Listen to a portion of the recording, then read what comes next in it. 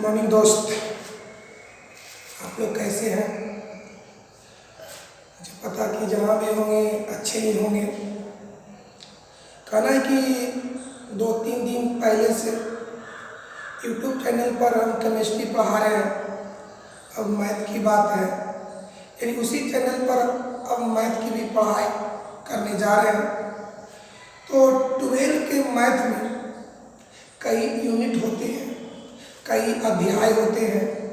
उस अध्याय में एक अध्याय आज पढ़ाएंगे, एक यूनिट पढ़ाएंगे जिसका नाम है वेक्टर एंड थ्योरी।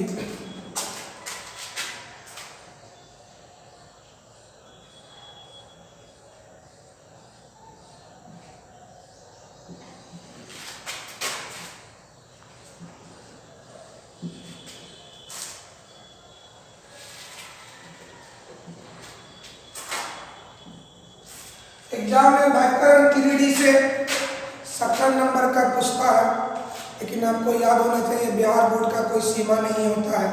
वो 17 पूछ भी सकता है, 17 से ज़्यादा भी पूछ सकता है या 17 से कम भी पूछ सकता है। तो आइए हम लोग आज पढ़ते हैं वेक्टर एंड थ्योरी। तो पहले पढ़ेंगे वेक्टर, जिसका हिंदी होता है सदिश। पहले वेक्टर पढ़ेंगे, इसी को हम लोग हिंदी में सदिश।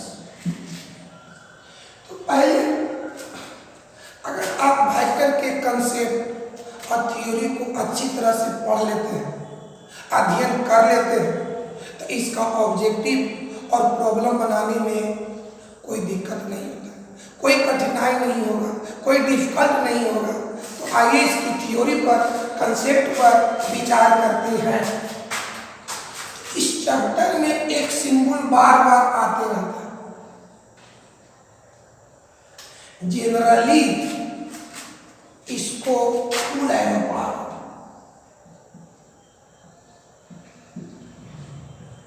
फुल एरो, जनरली इसको फुल एरो पढ़ा जाता है। लेकिन इस सिंबल को यहाँ पर वेक्टर पढ़ा जाता है। फुल एरो को इस यूनिट में, इस अध्याय में वेक्टर पढ़ा जाता है, यानी सदिश। अब थोड़ा सा एग्जाम्पल देखिए।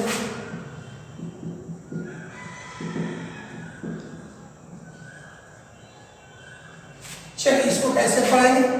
वेक्टर ए,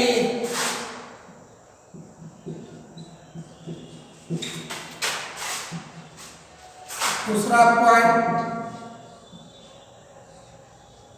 इसको पढ़ेंगे जब फुल एरो को vector B,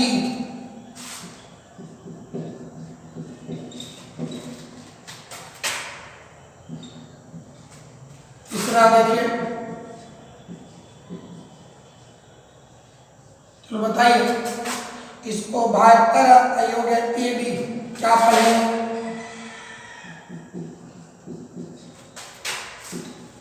vector A B. चौथा देखिए,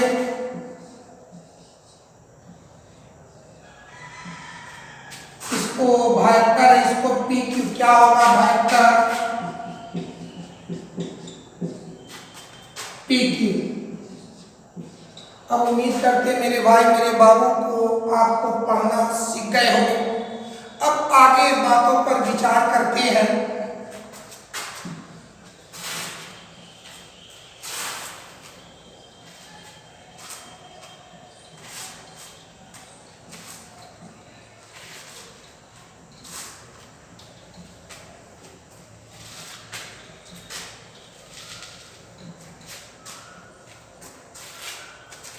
यहाँ पर दो क्वांटिटीज अक्सर आते रहता है, दो राशि।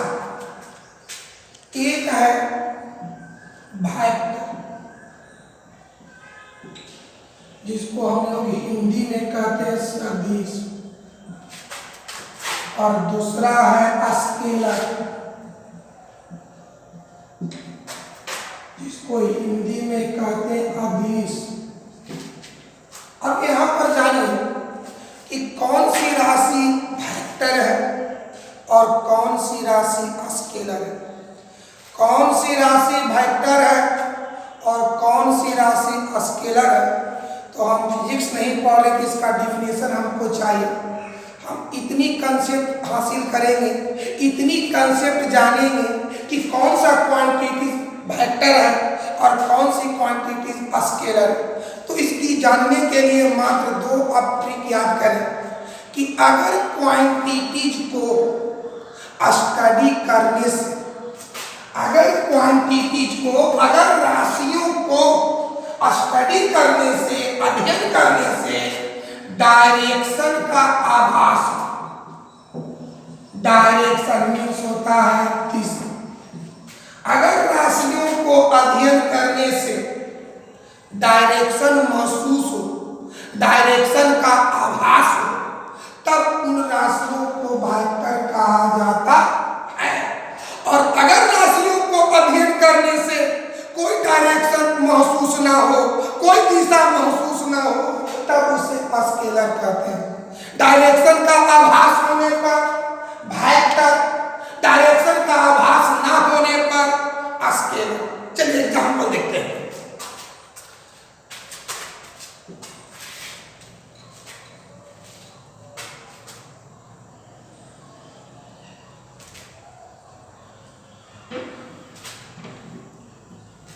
एग्जाम्पल देखते हैं।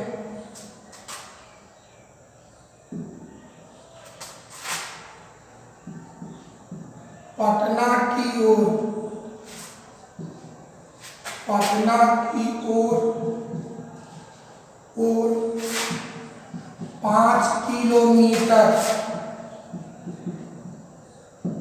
दौड़ना है।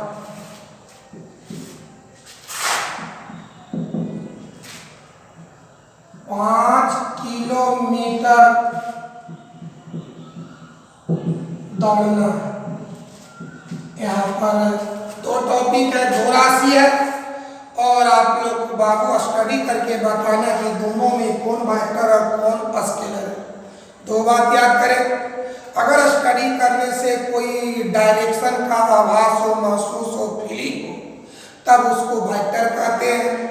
अगर कोई डायरेक्शन आभास नहीं हो तब उसको स्केलर कहते हैं। यहाँ पर दो एग्जाम्पल है। पहला एग्जाम्पल है पटना की ओर 5 किलोमीटर दौड़ना। दूसरा एग्जाम्पल है कि 5 किलोमीटर दौड़ना। कितना किलोमीटर दौड़ना है? 5 किलोमीटर। किधर दौड़ना है? पटना की ओर। यानी दौड़ने के पहले हमको सोचना होगा कि पटना किधर है, यानी पहले हम जानेंगे कि दिशा किधर है।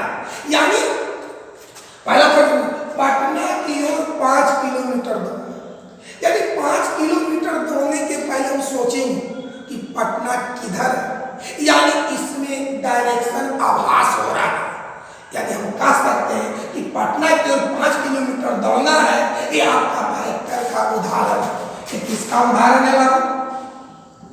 वेक्टर का उदाहरण। फिर समझा, पटना की ओर 5 किलोमीटर दौड़ना है तो दौड़ने के पहले सोचेंगे कि पटना किधर है, यानी यहाँ पर हमको डायरेक्शन आभास हो रहा है। यानी किसका उदाहरण है? वेक्टर का। दूसरा एग्जाम्पल, 5 किलोमीटर दौड़ना है, 5 किलोमीटर दौड़ना है। ये बात कहने से हमको कोई डायरेक्शन का आभास, जिधर मैंने जिधर 5 किलोमीटर दौड़ जाइए, यानी ये आपका उदाहरण हो गया स्केल। बात समझ में आए?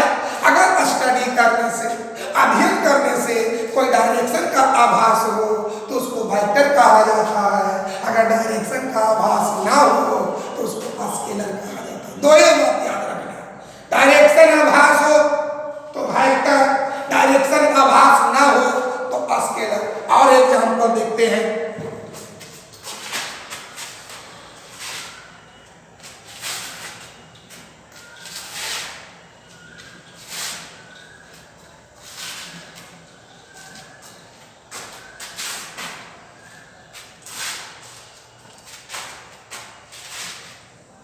और एग्जाम्पल,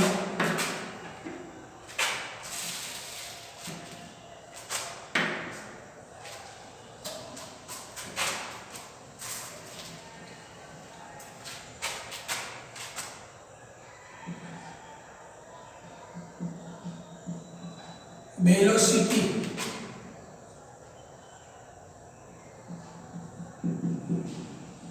मतलब हिंदी हो गया वेग।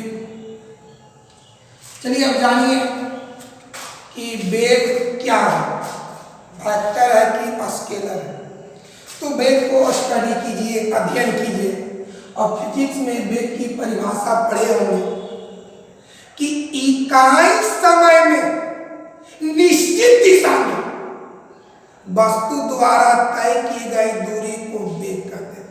देखिए सेंटेंस में निश्चित दिशा है, यानी डायरेक्शन का आभास हो रहा है। इस आधार पर हम वेलोसिटी को, वेग को वेक्टर करेंगे। एक बार और समझे, इसकी डिफिनेशन पर गौर करें। इकाई समय में निश्चित दिशा में वस्तु द्वारा तय की गई दूरी को वेलोसिटी कहते हैं, वेग कहते हैं। यानी इस सेंटेंस को जब गौर करेंगे इसमें दिशा आभास हो रहा है, डायरेक्शन फीलिंग हो रहा है, इसलिए वेग यानी वेलोसिटी वेक्टर का उदाहरण है। वेक्टर का, जिसमें वेग लग जाए वो किसका उदाहरण है? वेक्टर का। इसका जनरली इकाई मीटर प्रति सेकेंड या सेंटीमीटर प्रति सेकेंड। वेग का इकाई होता है मीटर प्रति सेकेंड या सेंटीमीटर प्रति सेकेंड। एक बार समझो, जिस राशि में वेग लग जाए वो वेक्टर का उदाहरण होता है, वो सदिश का उदाहरण होता है। जैसे कोई बोलेगा कि 5 मीटर प्रति सेकेंड के वेग से 5 मीटर प्रति सेकेंड के वेग से, देखिए तो इस राशि में वेग है, तो जिसमें वेग लग जाए बताइए किसका उदाहरण होगा? वेक्टर का। और एग्जाम्पल देखो, राम 10 सेंटीमीटर प्रति सेकेंड से दौड़ रहा है। इसमें भी वेग लग, राम 10 सेंटीमीटर प्रति सेकेंड के वेग से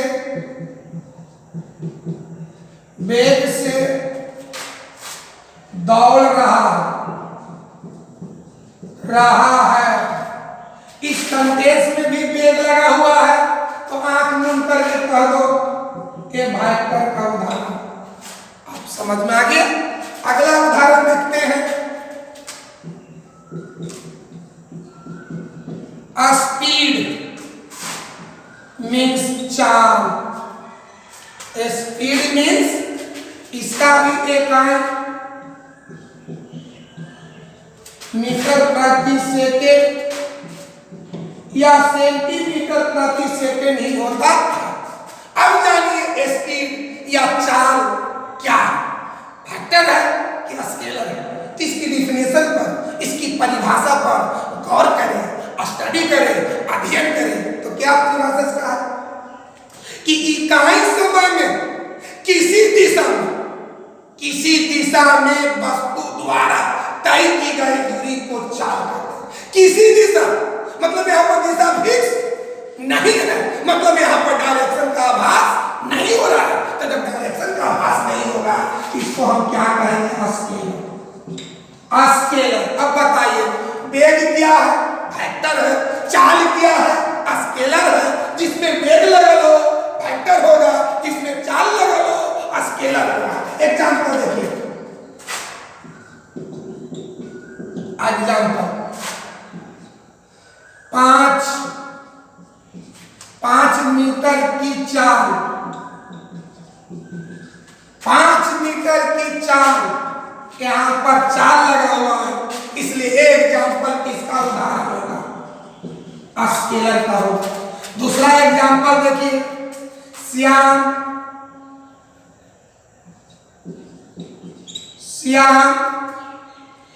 2 मीटर प्रति सेकेंड की चाल से चल रहा, रहा है।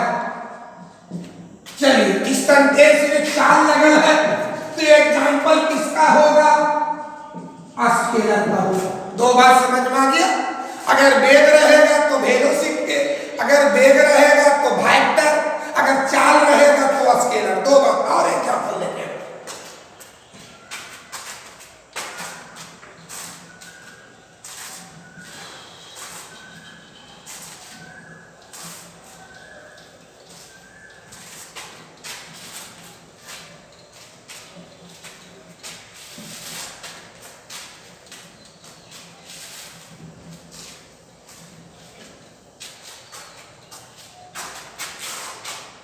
और एग्जाम्पल, तीसरा एग्जाम्पल देखा जाए, विस्थापन।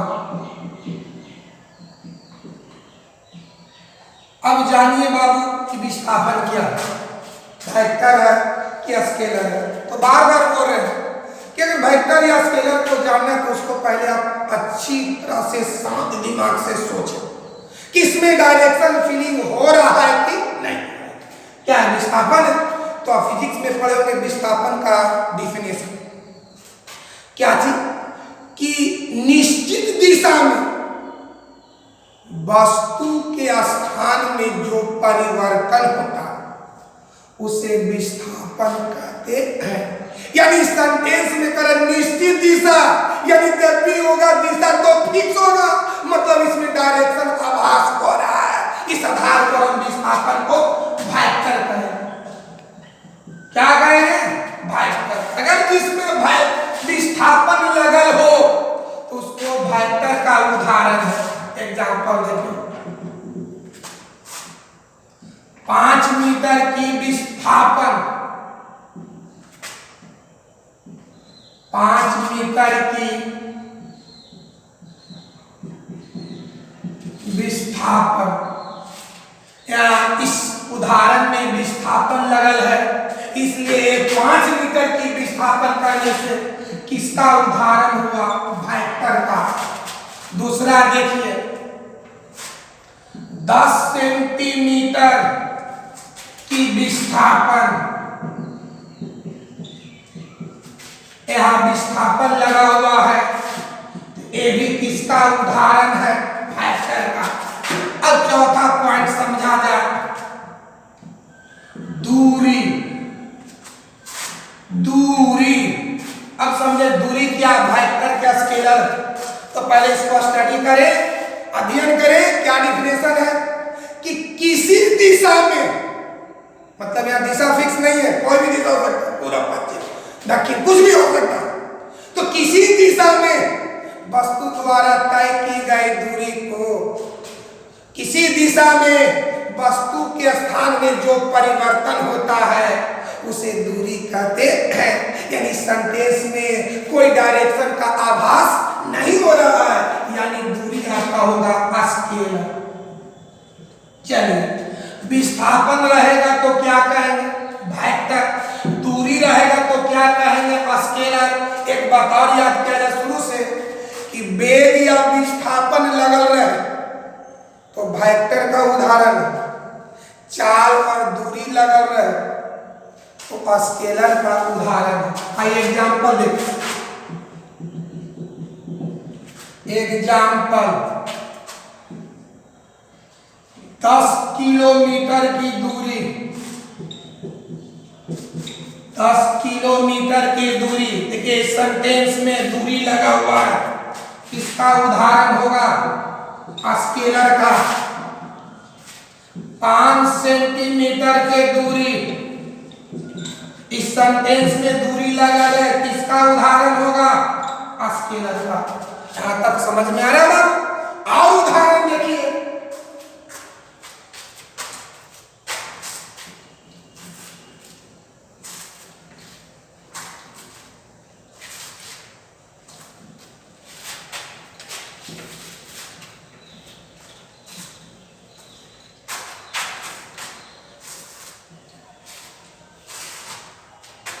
देखा जाए और देखा जाए बाबू, पांचवा उदाहरण त्वरण। अब बता दें त्वरण क्या है, स्केलर है कि वेक्टर है। और फिजिक्स में पढ़ेंगे त्वरण बराबर वेग बटा समय, यानी त्वरण का मान वेग पर निर्भर करता है। त्वरण का मान वेग पर निर्भर करता है। तो याद करके बताओ बाबू कि वेक्टर क्या, वेग क्या, वेग वेक्टर। तो जब वेग वेक्टर है तो त्वरण भी वेक्टर हो। समझ में आ गया? यानी वेग के अनुसार त्वरण भी क्या हो गया, वेक्टर हो गया। यानी जहां पर त्वरण शब्द लगा हुआ वो किसका उदाहरण होगा, वेक्टर का। अब त्वरण का इकाई सेंटीमीटर प्रति सेकंड स्क्वायर या मीटर प्रति सेकंड स्क्वायर, यानी सेंटीमीटर प्रति सेकंड स्क्वायर या मीटर प्रति सेकंड स्क्वायर अगर लगा है तो दिमाग में सोचेंगे कि त्वरण है, और त्वरण किसका उदाहरण है, वेक्टर का। एग्जांपल देखो, 5 सेंटीमीटर प्रति सेकंड स्क्वायर। कोई बोले कि 5 सेंटीमीटर प्रति सेकंड स्क्वायर किसका उदाहरण है, तो गौर कीजिए बाबू, क्या इकाई में बोलो, सेंटीमीटर प्रति सेकंड स्क्वायर किसका मात्रक है, त्वरण का मात्रक है। त्वरण किसका उदाहरण है, वेक्टर का। यानी 5 सेंटीमीटर प्रति सेकंड स्क्वायर किसका उदाहरण है, वेक्टर। और समझिए 10 मीटर प्रति सेकंड स्क्वायर, समझा गया, मीटर प्रति सेकंड स्क्वायर किसकी मात्रक है, त्वरण का है। त्वरण किसका उदाहरण है, वेक्टर का है। तो उस आधार पर कहेंगे 10 मीटर प्रति सेकंड स्क्वायर किसका उदाहरण हुआ, वेक्टर। कोई दिक्कत, कोई प्रॉब्लम? अब आगे बढ़ते मेरे भाई।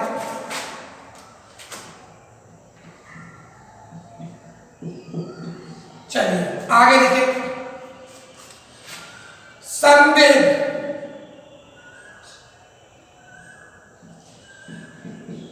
संवेग बराबर होता है द्रव्यमान गुणे वेग।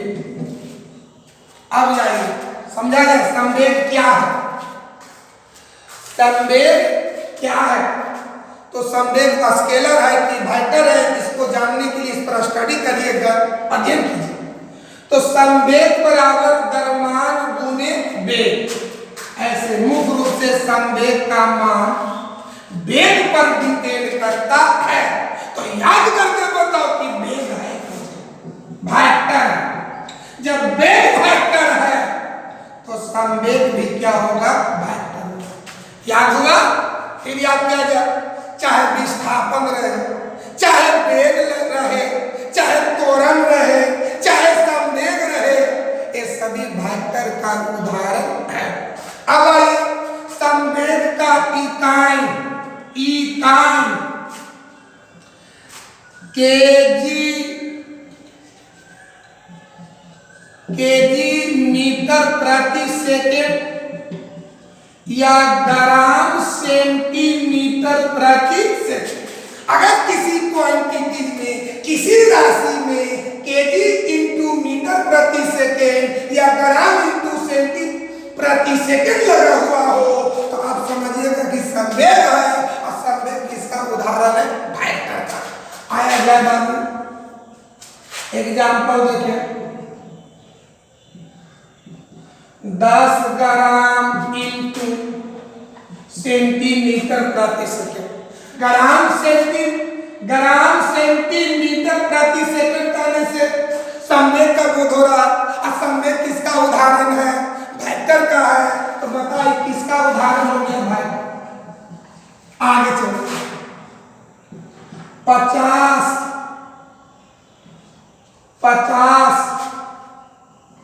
केजी मीटर प्रति सेकंड। यूनिट समझिए, केजी इंटू मीटर प्रति सेकंड संवेग का।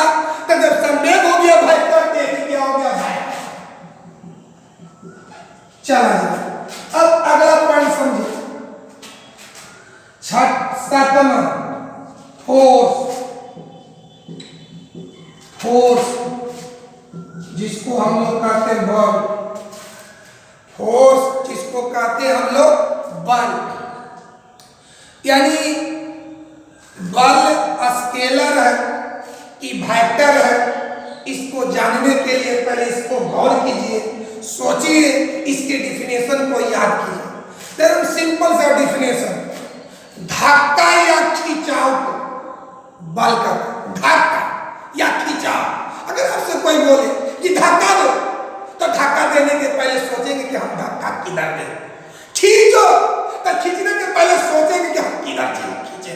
यानी इस सेंटेंस में डायरेक्शन का आभास हो रहा है, इसीलिए बल भी क्या है, वेक्टर। क्या है बल? क्या है? वेक्टर।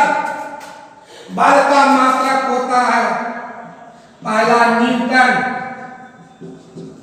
न्यूटन जिसको एल से दर्शाते हैं। दूसरा हो गया डाइन, है ना?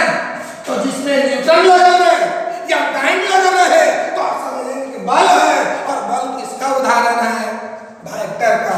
एग्जाम्पल देखा जाए, एग्जाम्पल, कोई बोले 10 न्यूटन, तो बोलो 10 न्यूटन, न्यूटन करने से बल कब उधर है? तो बल किसका है? वेक्टर का। इसका मतलब 10 न्यूटन किसका उदाहरण? वेक्टर का। कोई बोले 10 के पावर 5 डाइन, बताओ डाइन कहने से बल, और बल हो गया वेक्टर, यानी 10 के पावर 5 डाइन कहने से वेक्टर का। चलिए आगे अब उदाहरण देखते हैं।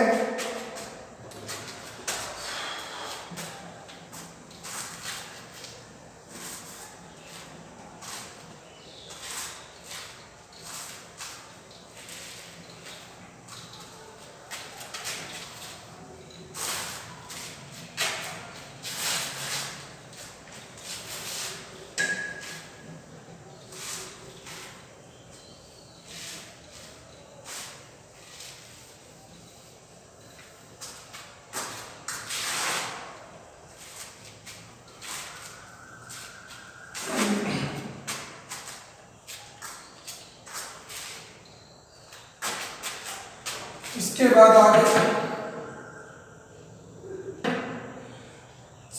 8वां पॉइंट, वर्क मतलब कार्य। कार्य, ऐसे कार्य का मात्रक होता है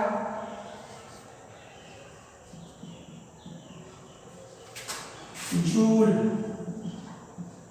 या कैलोरी। यानी जूल या कैलोरी लगा रहे तो हम कार्य समझेंगे। आइए कार्य समझा जाए, कार्य है तो किसी वस्तु में जो परिवर्तन होता है, जो चेंजिंग होता है, वही आपका कार्य है। इतना बोलने से उसमें कोई डायरेक्शन, कोई दिशा का आभास नहीं हो रहा है, इसलिए कार्य किसका उदाहरण? स्केलर। सुनो मेरे भाई, कार्य किसका उदाहरण है? स्केलर का। कार्य का मात्रक जूल या कैलोरी, तो जूल लगन है या कैलोरी लगन है, किसका होगा? कार्य। कार्य क्या है? स्केलर। एग्जाम्पल अगर कोई बोल दे कि 4.2 जूल, 4.2 जूल, यहाँ जूल है, जूल का मतलब, जूल किसका मात्रक है? कार्य का। कार्य किसका उदाहरण है? स्केलर का। इसका मतलब कि 4.2 जूल कहने से किसका उदाहरण? स्केलर। आगे 1000 कैलोरी, 1000 कैलोरी। कैलोरी का मतलब कार्य, कार्य का मतलब स्केलर, मतलब 1000 कैलोरी कहने से किसका एग्जाम्पल? अब आप अच्छी तरह से समझ गए होंगे। अगला उदाहरण देखा जाए, एनर्जी। एनर्जी मतलब हो गया ऊर्जा।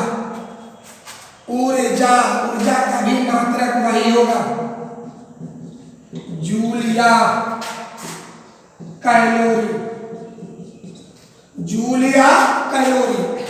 अब भाई कि ऊर्जा क्या है, वेक्टर है कि स्केलर है, इसकी डिफिनेशन पर गौर कीजिए।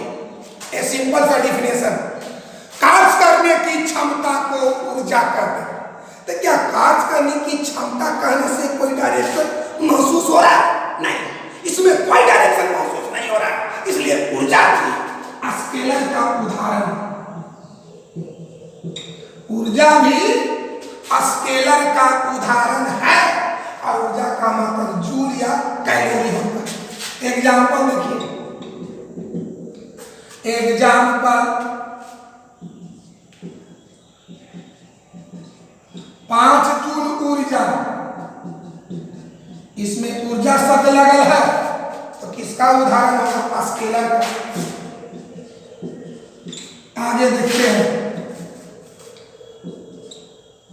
100 कैलोरी ऊर्जा, 100 कैलोरी ऊर्जा, इसमें कैलोरी लगल है। कैलोरी मतलब ऊर्जा, ऊर्जा किसका उदाहरण? स्केलर। यहाँ आपको पता हो गया कि कार्य रहे या ऊर्जा रहे या जूल रहे या कैलोरी रहे, उसको आंख मूंद कर समझना कि वो स्केलर का उदाहरण है। अब आगे बढ़ते हैं, पावर, पावर मीन शक्ति, इसका मात्रक होता है वाट। वाट यानी जिसमें वाट लगा लो तो शक्ति समझेंगे। अब जाने शक्ति है क्या, तो आप पढ़े होंगे, शक्ति बराबर कार्य बटा समय, शक्ति बराबर कार्य बटा समय। याद करके बताओ कि शक्ति का मान कार्य पर निर्भर है और कार्य है कोई स्केलर। तो जब कार्य स्केलर है तो शक्ति भी क्या होगा? स्केलर होगा। यानी इस फार्मूला से स्पष्ट होता है कि शक्ति स्केलर है, शक्ति का मात्रक क्या है? वाट। तो अगर किसी राशि में वाट लगल हो, शक्ति लगल हो, तो हम स्केलर का उदाहरण समझेंगे। एग्जाम्पल, 1000 वाट पढ़े, वाट है, वाट मीन शक्ति, शक्ति किसका उदाहरण? स्केलर का। मतलब 1000 वाट कहने से किसका उदाहरण? स्केलर का। यह आपका स्केलर। उसके बाद आगे पढ़ते हैं,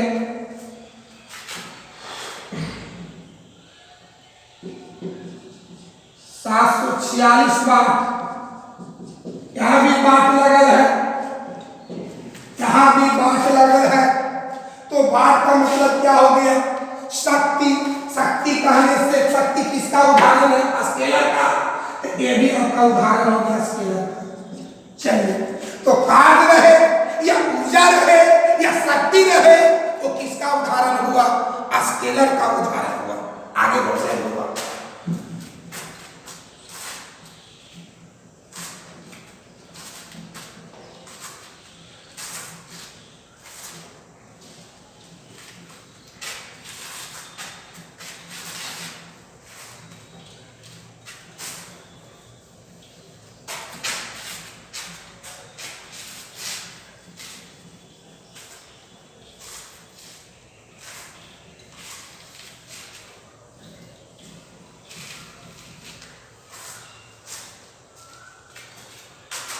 चलो आगे देखते हैं।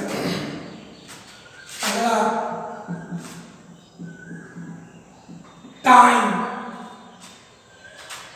टाइम मीन्स होता है समय। समय का मात्रक सेकेंड, मिनट, आवर। समय का मात्रक सेकेंड, मिनट, आवर। अब जानिए कि समय क्या है? वेक्टर है कि स्केलर है? तो जानिए इसको स्टडी किया जाए। 5 घंटा का समय, 2 मिनट का समय, सेकंड का समय, फिर एक बार समझो जाए, 5 घंटा का समय, 10 मिनट का समय, 45 सेकंड का समय, ऐसा कहने से हमें कोई डायरेक्शन फीलिंग नहीं हो रहा है। यानी समय किसका मात्रक है, समय किसका उदाहरण है, स्केलर। चलिए अब आइए, समय लगा लो या सेकंड लगा लो या मिनट लगा लो या आवर लगा लो, तो किसका उदाहरण होगा, स्केलर का। एग्जाम्पल 10 घंटा, बोलिए 10 घंटा करने से कोई डायरेक्शन महसूस नहीं हो रहा है, किसका उदाहरण, स्केलर का। 10 मिनट करने से भी कोई डायरेक्शन आभास नहीं हो रहा, फिर किसका उदाहरण, स्केलर। और समझिए, अब अगला टॉपिक समझे, चार्ज। हिंदी में हम लोग कहते हैं आवेश। अब जानना कि आवेश क्या है, स्केलर है कि वेक्टर।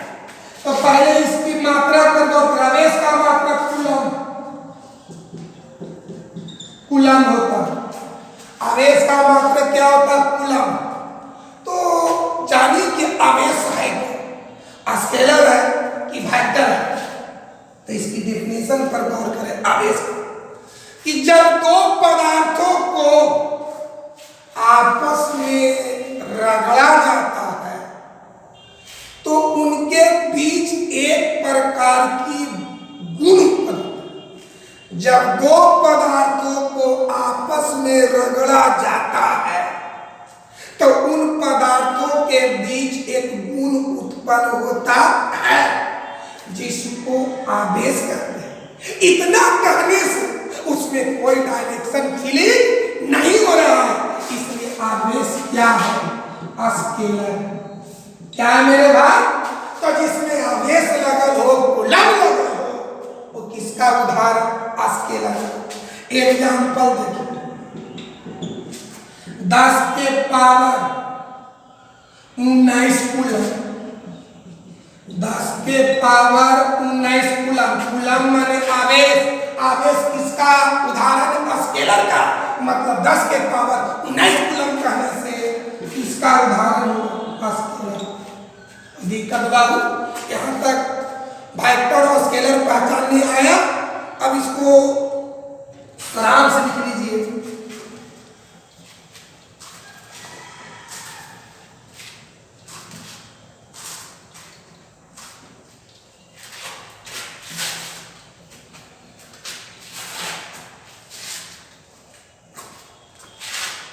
सारांश नोट में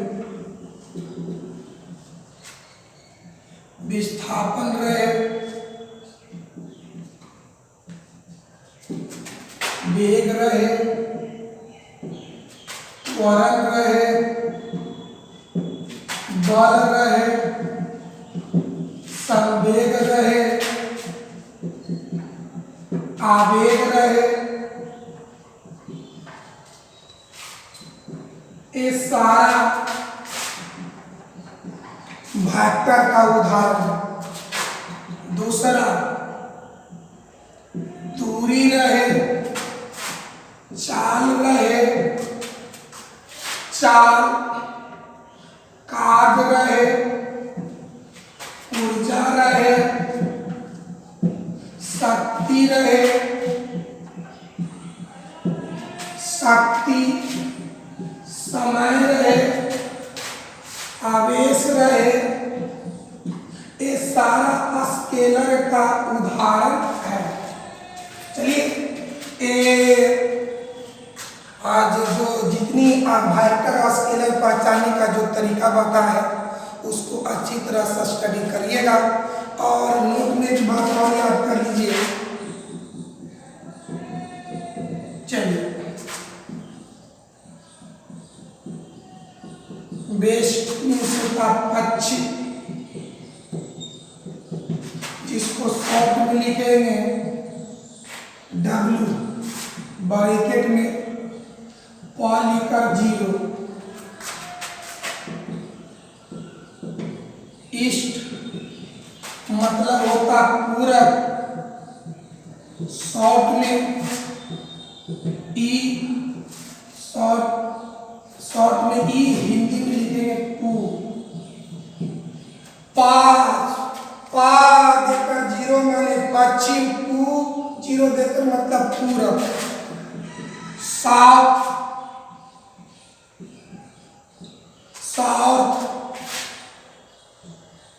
साउथ का हिंदी दक्षिण, शॉर्ट में एस लिखो या हिंदी में द लिखे जीरो। नॉर्थ,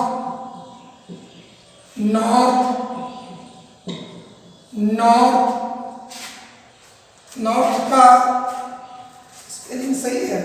साउथ में आ साउथ तो ठीक है, ठीक है तो नॉर्थ सही। नॉर्थ का हिंदी होता उत्तर, इसको शॉर्ट में लिखेंगे ए और हिंदी में ऊ लिखकर जीरो। ए याद कर लेंगे, डब्लू रहे या पा देकर, इसको आप याद कर लीजिएगा, इस पर आपका प्रॉब्लम बनेगा। पा जीरो माने पश्चिम, पू जीरो मतलब पूरब, ता जीरो मतलब दक्षिण, पू जीरो मतलब उत्तर। डब्लू रहेगा तो पश्चिम समझेंगे, ई रहेगा तो पूरब समझेंगे, एस रहेगा तो दक्षिण समझेंगे, ए रहेगा तो आई।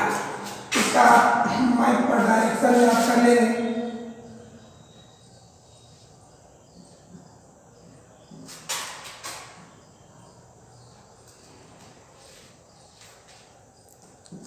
चलिए, ये आपका हो गया पश्चिम मतलब डब्लू। ये आपका हो गया पूरब मतलब ई। ये आपका हो गया उत्तर